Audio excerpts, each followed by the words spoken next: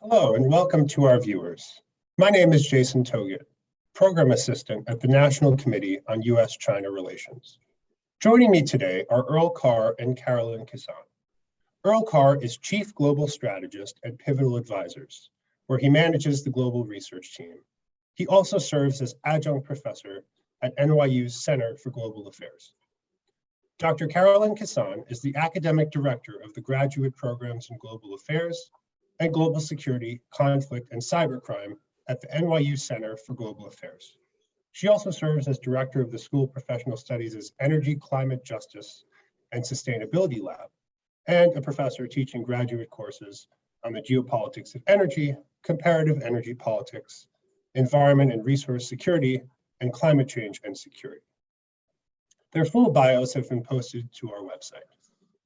Earl and Carolyn are here today to discuss their recent book, From Trump to Biden and Beyond, Reimagining U.S. China Relations. I'd like to start off with two questions addressed to both of you. First, what surprised you the most about writing your chapters? Carolyn, I'll start first if that's all right with you. It's a great question, Jason. And first and foremost, thank you so much for this opportunity and the extraordinary leadership of the National Committee on U.S. China Relations. And I cannot think of a more important institution at this important inflection point between U.S. China relations. So thank you for your leadership, Steve Orland's leadership, and the entire team at the National Committee. In terms of what surprised me most about writing my chapter, I would say two things. First, it was the ability to take, we described what are some key, what's a key roadmap for the United States to be able to engage effectively with China during this unique inflection point in U.S.-China relations. And I think for us, one of the important things that we took away from writing our chapter was that there is a significant cost when the United States and China cannot work collaboratively together. We saw that in the last 4 years with the Trump administration, with the trade war. Consumers were significantly impacted. Governments were impacted. Nonprofits were impacted. A whole array of institutions were negatively impacted. And so one of the key things that surprised us was how much support our chapter generated from the private sector, from government officials who said, look, we've got to get this relationship right, not just now, but for the future and future generations. If we look at climate change, and I think COP26, and I know Carolyn will talk about this in particular, but just looking at the fact that the United States and China need to work more collaboratively together on all things like cleaner energy technologies that are good, not just for the United States and China, particularly as you look at the transnational issues of just wind, right? And the cross border of sediments that come across from China to California. That's a transnational issue that impacts both the United States and China. If you look at the Belt and Road Initiative and the amount of cement, the millions amount of cement that is released in the atmosphere, that is a global fundamental issue that the United States and China should be working more collaboratively together on. Terrific. Thank you. And thank you, Jason, and many thanks to the National Committee on U.S. China Relations. It's been such a pleasure just working with you all to get to this event, and also just to all the work that you do. To pick up on what Earl has said, I know distinctly my chapter, which looks at energy and the U.S.-China relationship around energy, and I also delve into climate change, but we also have another co-author, Jackson Ewing, who's at Duke University, who really does the deep dive into U.S.-China around climate change. But, I've been teaching and working in the energy space since the early 2000s. And as I was writing the chapter, I was really struck by where China was in, for example, 2005, as in terms of its energy demand and where it was within the larger global energy system, and where it is today in 2021. It is the largest importer of oil.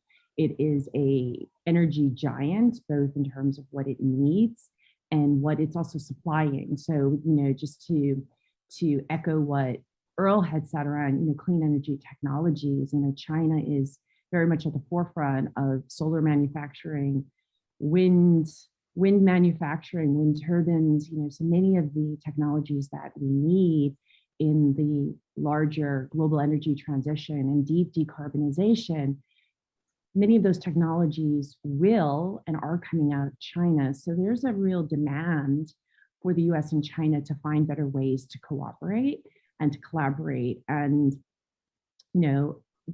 a hopeful sign was this week, at COP26, where you did have the US and China, coming together. I would say it was rather weak, but nonetheless significant in that there was a joint statement around the need for cooperation and a accountability around. Here we have the two largest emitters in the world of carbon emissions that are, taking some responsibility for what each country needs to do and how they need to be leaders for the rest of the world.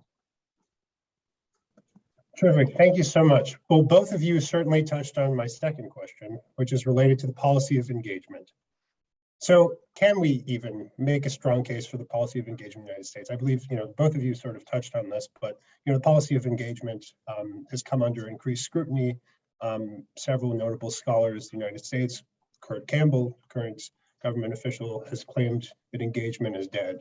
Can we make a strong case for this policy? And if so, how would you go about doing that? Jason, great question. And I think the whole fundamental thesis of this book argues that engagement with China is the only fundamental path on a variety of transnational issues that only the United States and China can really work on.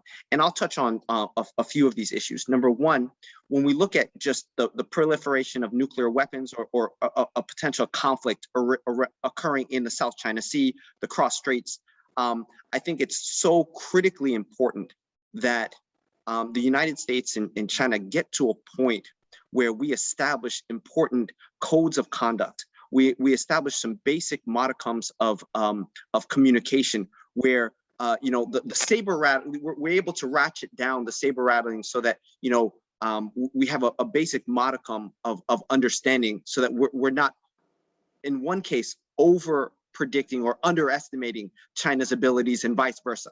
Number one. Number two, I think it's critically important that on the economic components, right, we all acknowledge, both the United States and China, that there is no such thing as a fundamental decoupling between the US and China's economy. That would be catastrophic for both the United States economy and the Chinese economy.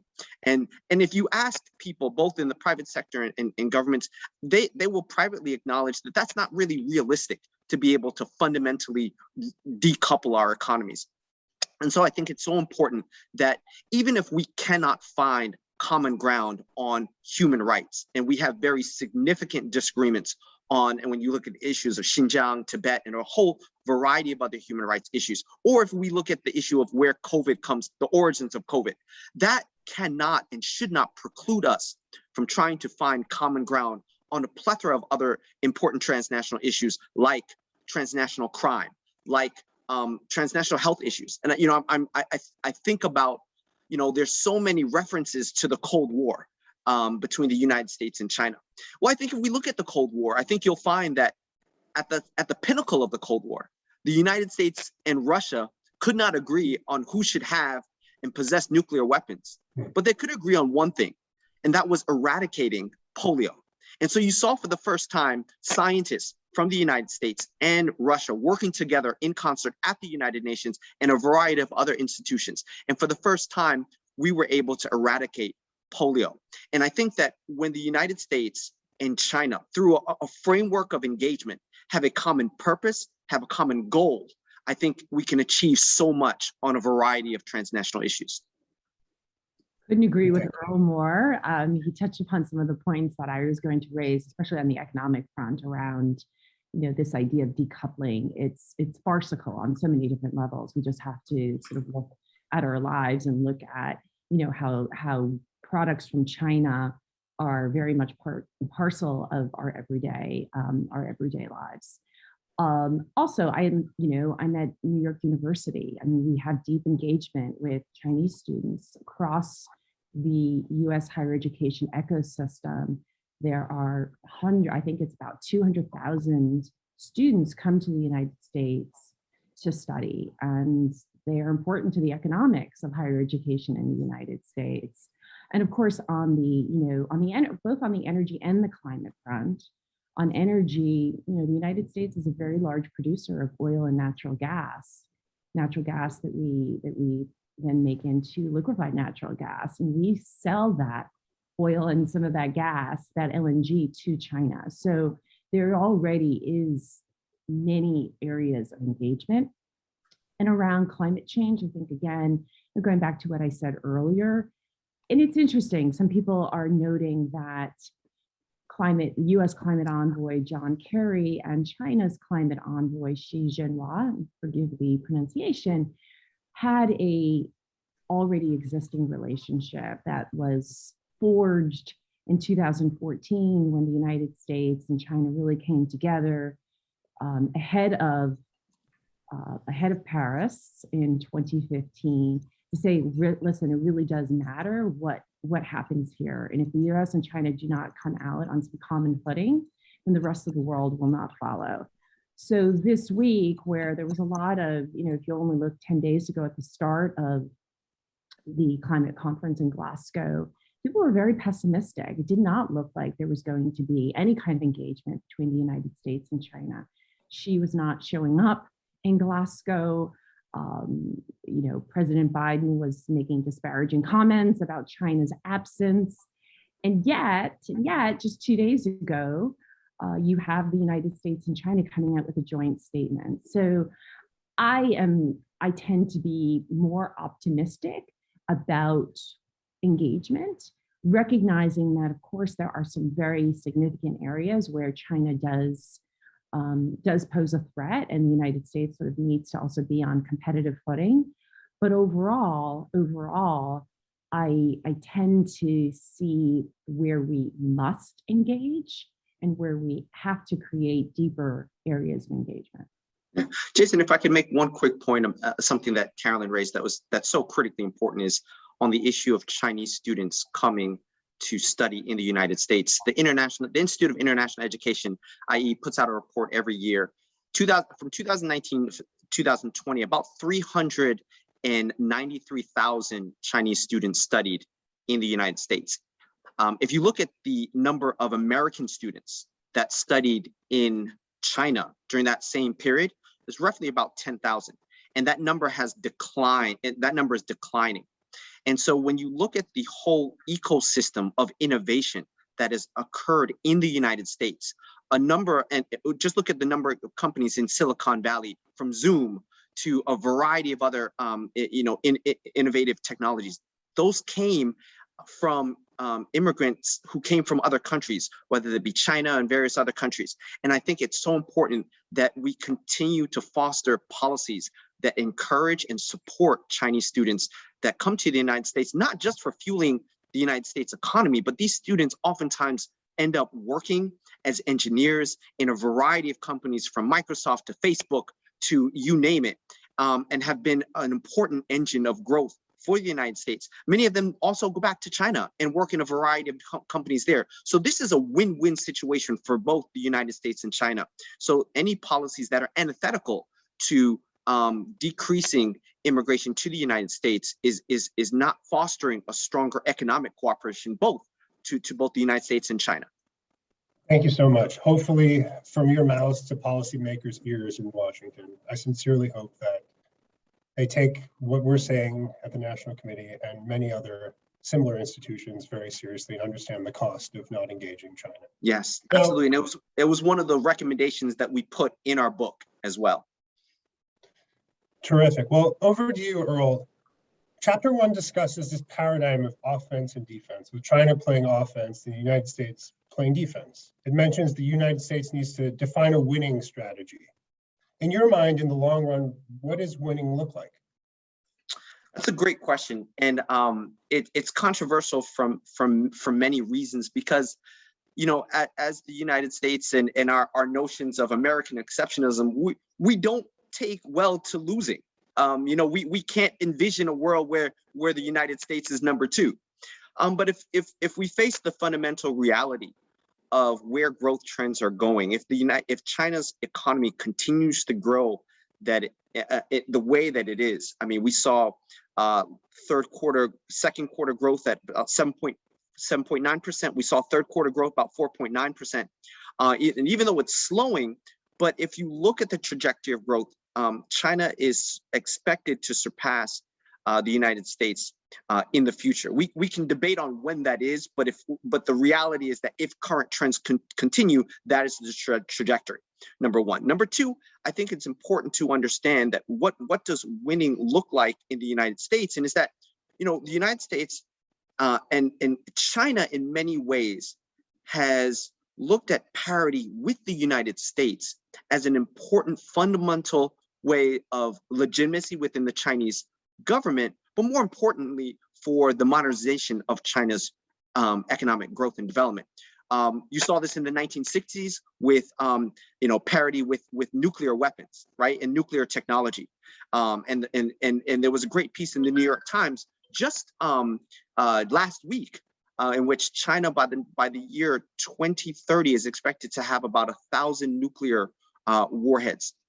So this notion of parity with the United States has been an important historical part of both competition and cooperation with the United States. If you looked at the 1980s, with China's accession into the World Trade Organization, was also an important component of trying to achieve parity with the United States. And if you look at now, in the era of artificial intelligence and the digital currency world and realm, I mean, that's an important area where China is striving for parity in the United States. And to be honest with you, the reality is the United States is currently losing the race with China with respect to 5G and a host of other technologies.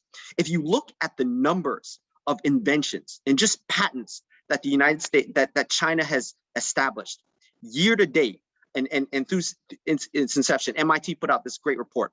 China has filed over 78,000 inventions. If you look at the United States has filed 28,000 inventions.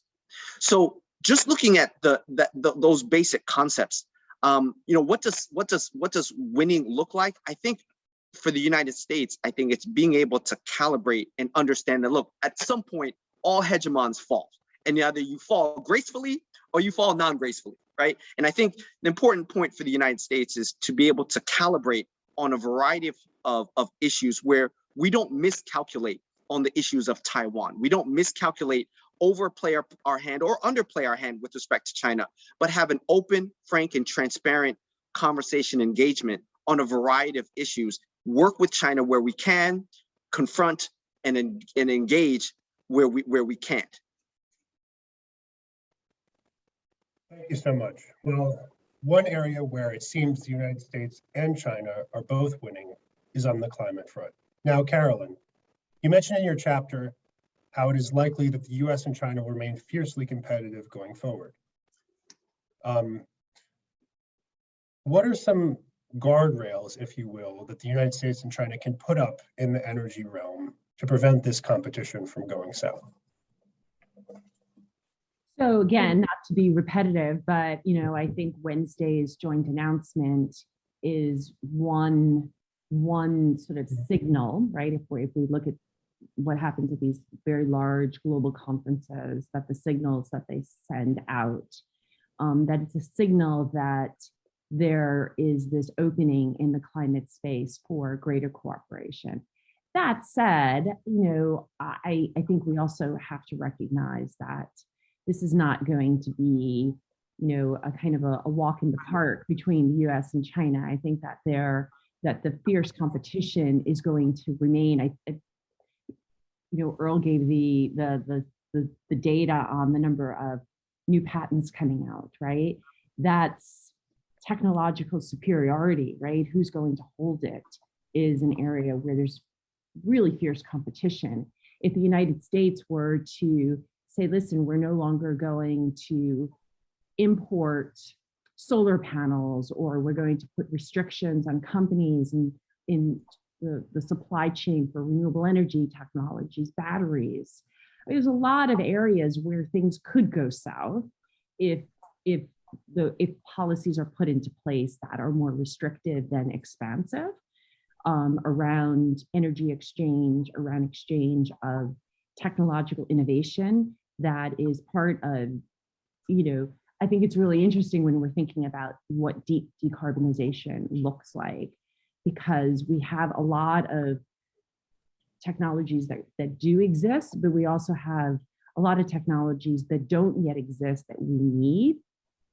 And which countries are going to be, creating the fertile ground to support that innovation of research and development. And I think it's very clear from what we're seeing in China that China is very much sort of putting that as a priority. Also here in the United States, I think we oftentimes don't give enough credit or attention to what's happening across our national labs, what's happening in the private sector. There's so many companies that are, really seeing this as they're very purpose driven. They see that this, code red for humanity, right, which was, came out of the most recent IPCC report. And also how China and the United States react and work with their own allies and alliances, right? So Earl talked earlier about the Belt Road Initiative. We now have a green BRI. So how China is going to push out exports of what are, more cleaner, less carbon intensive technologies, how the United States is going to help fund climate finance in different parts of the world. And I think one area that, again, maybe doesn't get a lot of attention, but really, really important around renewable energy, when we're talking about batteries, is that of critical minerals. So China is holds a monopoly on much of critical mineral processing. So not just rare earths, but even, cobalt that gets extracted out of the DRC, it goes back to China for processing. Lithium, much of the processing of lithium happens in China. So, China could use this monopoly of mineral processing, in a way to weaponize it. I don't see it happening, but again, I think it's important in the context of this conversation to consider the various possibilities, but also understand that it would ultimately not be good for China to do that, because these are things that China can be ahead of with regards to its own exports. Just to push you a little bit on Glasgow, do you think the agreement is ambitious enough, and what kind of a time frame do you think we should take when judging this agreement?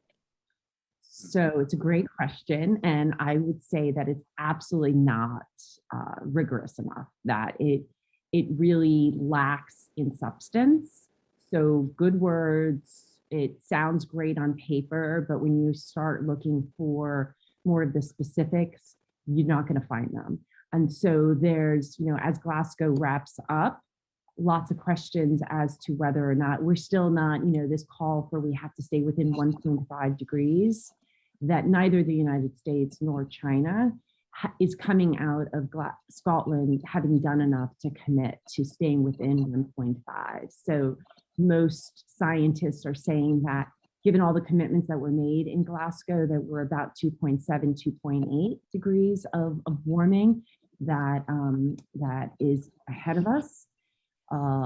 China and the United States both refrained from committing to banning internal combustion engines by 2035. So in some of the big areas, like some of the big commitments, both the United States and China were weak on action. I think the methane emission rule is very important. Deforestation by, ending deforestation by 2030. On the private sector front, very exciting. But I think U.S. and China, again, you take a deep dive into what they have pledged, it still remains, I think, weak. And for most people who are really hoping for a big win out of Glasgow, it's not a big win. Yeah, if I could just add one important factor. It's a great question, Jason, and I would just add, it's important that you put things in context, right? When you ask this question. In 2007, Premier Wen Jiabao announced for the first time ever that China did not meet its standards with respect to environmental development. And I think that was important because prior to 2007, China had always said it had met all of its standards. And so I think the announcements at Glasgow are symbolic. They're lacking the details, but I think it's more important that we look at, the symbolic gestures and how do we build on those momentums, right? How do we build on those incremental goals of intentionality to focus on these issues of environmental concerns, decarbonization. And I think as more people in China become more cognizant of how the environmental impacts their daily lives now, I think we'll continue to get more momentum in that direction going forward. Can I just do a quick follow-up, because something that what Earl just said is really incredibly important, and this great research that comes out of the University of Chicago is that of air quality, and what we've seen in China, especially since 2013, if you go back to the headlines coming out of Beijing and Shanghai that, kids couldn't go to school because air quality was so poor, that the air quality index was really doing a lot of political damage, right? It wasn't just societal health damage, but it was also political damage.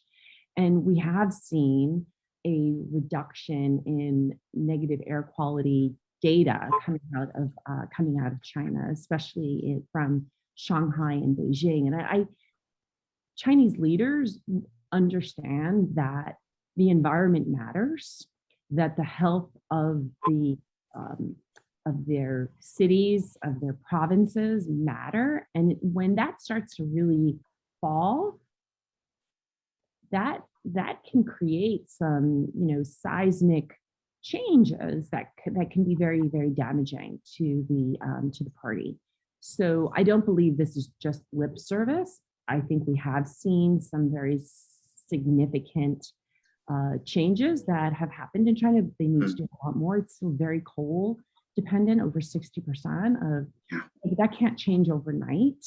Although I was reminded in a conversation that I was having, I visited China in 1992. I mean, my first visit to China, I got off the Trans-Siberian in Beijing, having come from Moscow. It was a sea of bicycles.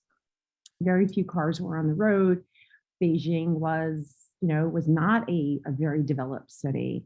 And I think any of us that travel to China today recognize how rapidly they not just modernized, but they transformed much of the country, the number of people that have been taken out of poverty. So I think when China sort of says, we're going to do something, it's a little bit easier for them to take the reins and do it, because they oftentimes can do it with less political deep opposition, which of course in the United States, we are oftentimes partisan on these issues around investments in infrastructure, investments in, do we continue to, to support a fossil-based economy? Like I think these are some really interesting areas to be looking at over the coming years.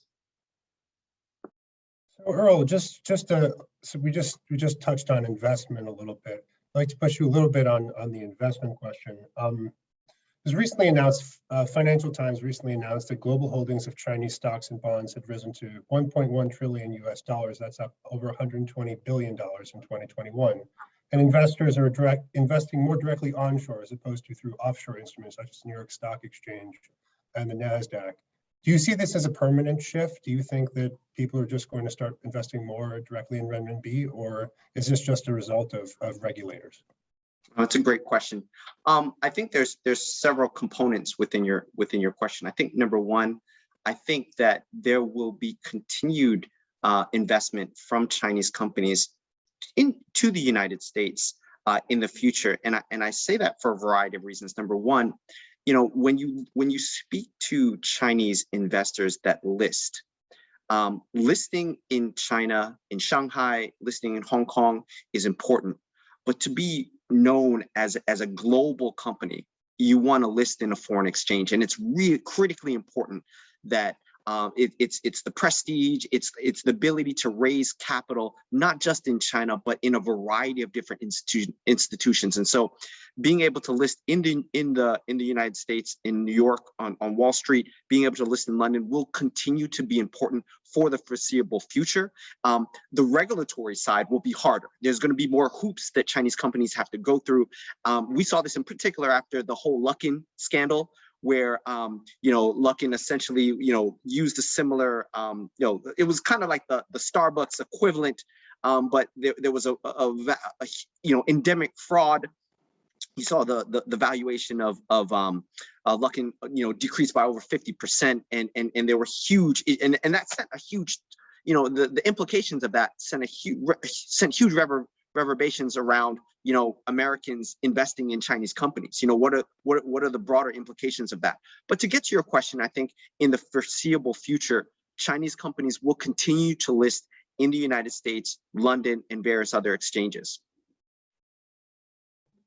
Thank you so much. We're a little short on time, so I just want to take a step back for a second.